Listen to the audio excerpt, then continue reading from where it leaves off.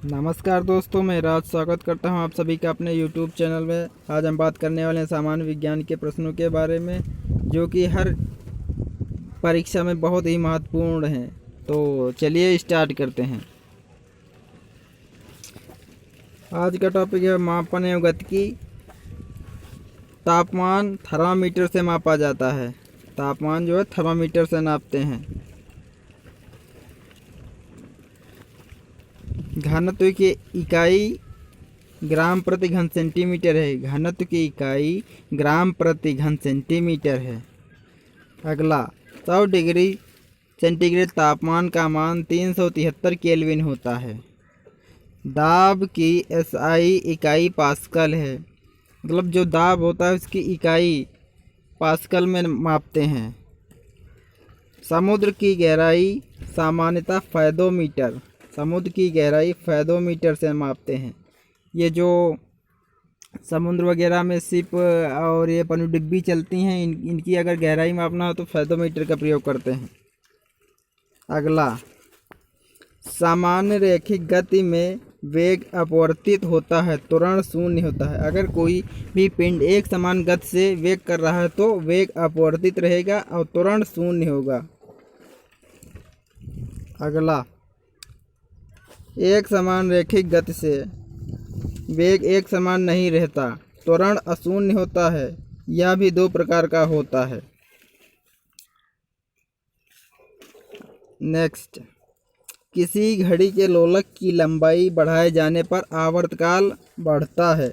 मतलब ये एक घड़ी है, दीवार घड़ी, ये इसका पेंडुलम है। अगर इसकी लोलक की लंबाई बढ़ जाएगी तो इसका आवर्तकाल जो ये टाइम पीरियड होगा टी, ये भी बढ़ जाएगा। मतलब ये पूरा बढ़ जाएगा। अगर इसकी लंबाई बढ़ जाएगी, यहाँ तक हो जाए, तो इसका जो टाइम पीरियड है ये बढ़ जाएगा। चलते हैं अपने अगले प्रश्न की ओर। एसआई प्रणाली में कुल 7 मूल मात्रकों तथा 2 व्युत्पन्न मात्रकों का उल्लेख किया गया है। मीटर, जो कि है मीटर, किलोग्राम, समय, सेकंड, केल्विन, एम्पियर, कैंडिला मूल मात्रक हैं। ये मूल मात्रक हैं। एक बार फिर, मीटर, किलोग्राम, समय, सेकंड, केल्विन, एम्पियर, कैंडिला मूल मात्रक हैं। भारत में एसआई प्रणाली की शुरुआत 1 अप्रैल 1957 से हुई। भारत में एसआई प्रणाली की शुरुआत 1 अप्रैल 1957 से हुई। त्वरण का मात्रक न्यूटन किलोग्राम होता है। बल का मात्रक न्यूटन तथा ऊष्मा का कार्य या ऊर्जा का मात्रक जूल होता है। त्वरण का मात्रक न्यूटन प्रति किलोग्राम होता है। बल का मात्रक न्यूटन होता है तथा ऊष्मा, कार्य अथवा ऊर्जा का मात्रक जूल है। चलते हैं अपने अगले प्रश्न की ओर। जड़त्व आघूर्ण का एसआई मात्रक किलोग्राम मीटर स्क्वायर होता है। वे भौतिक राशियां जिनमें परिणामतः दिशा दोनों होते हैं सदिश राशियां कहलाती हैं। जैसे वेग, वेलोसिटी, बल, फोर्स, त्वरण, विस्थापन आदि, ये सदिश राशियां हैं। वे भौतिक राशियां जिनमें परिणाम होता है, दिशा नहीं होती है। मतलब गौर से समझिएगा, जिनमें परिणाम और दिशा होती है वो होती हैं सदिश राशियां। जिनमें परिणाम तो होता है लेकिन दिशा नहीं होती, वो होती हैं अदिश राशियां। जैसे द्रव्यमान, तापमान, समय आदि। उम्मीद करता हूँ आपको अच्छे से समझ में आ गया होगा। चलते हैं अपने अगले प्रश्न की ओर।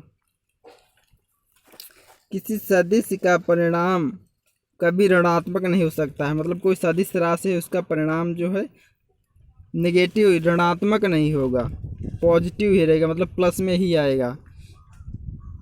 किसी विशेष दिशा में गतिशील वस्तु की स्थिति परिवर्तन उसका विस्थापन कहलाते हैं। जैसे ये कोई वस्तु इधर जा रही है इस तरफ को, अगर इसकी दिशा हम इस प्रकार ऊपर की ओर मोड़ दें तो ये विस्थापन हो जाएगा। अगला प्रश्न, शक्ति और ऊर्जा अदिश राशियां हैं, दोनों अदिश राशियां हैं। शक्ति और ऊर्जा दोनों अदिश राशियां हैं।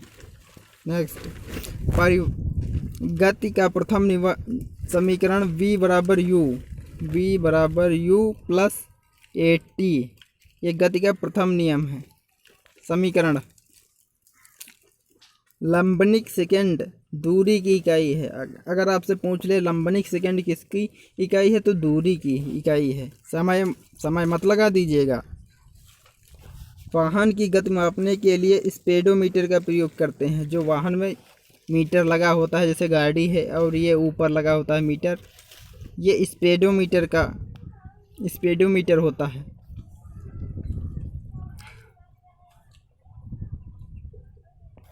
किसी वस्तु का भार ध्रुवों पर अधिकतम तथा मैदानी भागों की अपेक्षा पहाड़ों पर कम होता है। मतलब जब ध्रुवों पर गुरुत्वीय त्वरण का जी का मान सर्वाधिक होता है, इसीलिए वहाँ पर अपना मूल भार से कुछ बढ़ा हुआ भार महसूस होता है। उसी प्रकार पहाड़ों पर जी का मान कम होता है तो वहाँ पर कुछ भार घटा हुआ महसूस होता है। ये सब गुरुत्वीय त्वरण के कारण होता है। हीरे को हम लोग कैरेट में तोलते हैं। सोने को भी हम लोग कैरेट में मतलब मापते हैं। दो वस्तुओं के बीच की कोणीय दूरी सेक्सटेंट से मापी जाती है। बार वायुमंडलीय दाब की इकाई है। वायुमंडलीय दाब की इकाई बार है। ताप की एसआई इकाई केल्विन है। ताप की एसआई मात्रा केल्विन है। कंक्रीट रोड की अपेक्षा बर्फ पर चलना कठिन है, क्योंकि बर्फ और पैरों के मध्य घर्षण कंक्रीट और पैरों के मध्य घर्षण से कम होता है। मतलब आप जो सड़क पर चलते हैं तो आपका घर्षण बल आपका ज़्यादा लगता है, और वहीं बर्फ़ पर घर्षण बल कम होता है, तो बर्फ़ पर फिसलने की क्षमता मतलब फिसलने की चांस बहुत ज़्यादा बढ़ जाते हैं। इसीलिए बर्फ़ पर चलना कठिन होता है सड़क की अपेक्षा। एक हीरे का 1 कैरेट 200 मिलीग्राम के बराबर होता है। एक साधारण स्केल की सबसे छोटी 1 मिलीमीटर होता है। छोटी माप साधारण कोई स्केल है, जैसे ये है 1 2 3 4 5, ये सेंटीमीटर हैं। सबसे छोटी इकाई इसकी होगी 1 मिलीमीटर। इनके बीच में भी होंगे, उसे कहते हैं सबसे छोटी मिलीमीटर। कोण की इकाई का मात्रक रेडियन है। कोण की इकाई का मात्रक रेडियन होता है। रेडियन की इकाई को कोण के मापन में उपयोग करते हैं। मोस्ट इंपॉर्टेंट क्वेश्चन है आपके लिए। सूर्य की परिक्रमा में पृथ्वी का औसत वेग लगभग 30 किलोमीटर प्रति सेकेंड है। मतलब ये सूर्य है और ये पृथ्वी है, ये ऐसे ऐसे चलती है, तब इसका 30 किलोमीटर प्रति सेकेंड, 1 सेकेंड बराबर 30 किलोमीटर ये दूरी तय कर लेती है। पिको एसआई उपसर्ग है इकाइयों के आगे लगाकर, जिसका अर्थ होता है 10 की पावर -12। 10 की पावर -12 हो लिखा हो तो ये 1 पिको होता है। 1 पिको होता है 10 की पावर -12 के बराबर। कोणीय वेग विमीय सूत्र MLT इनवर्स 1 होता है। MKS पद्धति में त्वरण का मात्रक मीटर प्रति सेकेंड स्क्वायर है। ज्योति तीव्रता का मात्रक कैंडिला है। ल्यूमेन ज्योति फ्लक्स की इकाई है। ल्यूमेन जो है ज्योति फ्लक्स की इकाई है।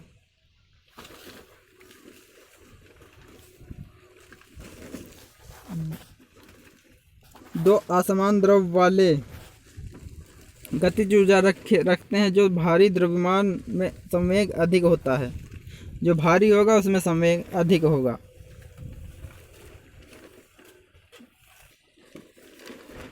गति के सूत्र S बराबर UT + ½ AT स्क्वायर। S का मतलब है वस्तु द्वारा समय में तय की दूरी। यह गति का द्वितीय नियम है।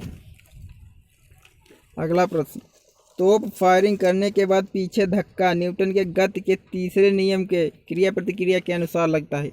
गति का तीसरा नियम है क्रिया प्रतिक्रिया। जैसे बंदूक द्वारा छोड़ी गई गोली, घोड़ा द्वारा गाड़ी खींचना, या नदी में नाव पे ज़मीन पे कूदने पर नाव का पीछे हटना, ये सब क्रिया प्रतिक्रिया के नियम हैं। जैसे जितना हम बल पृथ्वी पर लगाते हैं उतना ही पृथ्वी बल हमारे ऊपर लगाती है, तभी चलने में सहायता मिलती है। मैनोमीटर का उपयोग दाब मापने के लिए किया जाता है। अगला प्रश्न, नैनोमीटर का प्रयोग अति अल्प दूरी मापने के लिए किया जाता है। जैसे नैनोमीटर, बहुत ही सूक्ष्म दूरी नापने के लिए नैनोमीटर का प्रयोग करते हैं। फ्रीक्वेंसी को मापने की इकाई साइकिल प्रति सेकंड अथवा हर्ट्ज है। मतलब ये जो रेडियो की फ्रीक्वेंसी अपने लोग रेडियो पर सुनते हैं, जो कुछ सुनते हैं, इनकी फ्रीक्वेंसी मापने की इकाई ये हर्ट्ज है। आवृत्ति इसको बोलते हैं। एक फैदम का मान 6 फीट है। एक फैदम का मान 6 फीट है। गाइगर मुलर काउंटर का उपयोग विकिरण मापने में किया जाता है। समय के सूक्ष्म अंतर को सटीक रूप से एटॉमिक क्लॉक मापती है। मतलब एटॉमिक क्लॉक समय के सूक्ष्म, बहुत ही सूक्ष्म इकाई को मापने के लिए एटॉमिक क्लॉक का प्रयोग करते हैं। दूरी एक इकाई नॉटिकल माइल का प्रयोग नेविगेशन में किया जाता है। क्रोनीमीटर से समय मापा जाता है। किसी पिंड के विरामावस्था में या एक समान गति करने पर इसमें जड़त्व निहित होता है। मतलब कोई पिंड है वो विरामावस्था में या एक समान गति करने पर उसमें जड़त्व, दोनों में जड़त्व होता है। अगला प्रश्न, पराध्वनिक गति के मापन की प्रयुक्त इकाई मैक है। मतलब ये जो अल्ट्रासोनिक साउंड होती है, इनको मापने की इकाई मैक है। यहाँ पर कुछ महत्वपूर्ण मात्रक और उनके पद्धति, दूसरी पद्धति में परिवर्तन दिए गए हैं। जैसे एक फैदम बराबर 6 फीट, एक नॉटिकल मील बराबर 1.85 किलोमीटर, 1.85 किलोमीटर। एक मील बराबर है 1.60 किलोमीटर। एक फीट बराबर 12 इंच। एक गज बराबर 3 फीट। एक गज बराबर है 0.091 मीटर। एक फैदम बराबर है 1.8 मीटर। एक अश्व शक्ति बराबर 746 वाट। एक अर्ग बराबर है 10⁻⁻7 जूल।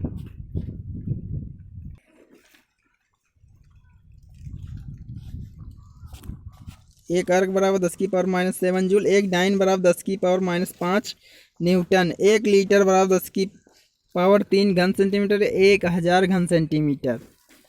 -40 डिग्री फ़ारेनहाइट बराबर -40 डिग्री सेंटीग्रेड।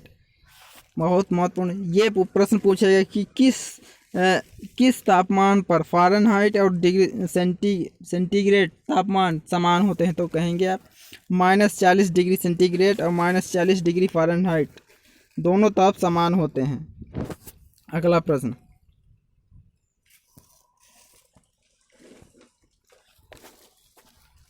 37 डिग्री सेंटीग्रेड को हम लिखते हैं 98.6 फ़ारेनहाइट। अगर जब पूछे 37 डिग्री सेंटीग्रेड का मान कितना होता है तो 98.6 फ़ारेनहाइट। उम्मीद करता हूँ आपको ये वीडियो पसंद आया होगा। अगर आप नए हैं तो चैनल को सब्सक्राइब कीजिए, लाइक करिए और शेयर कीजिए अपने दोस्तों के साथ। जय हिंद, जय भारत।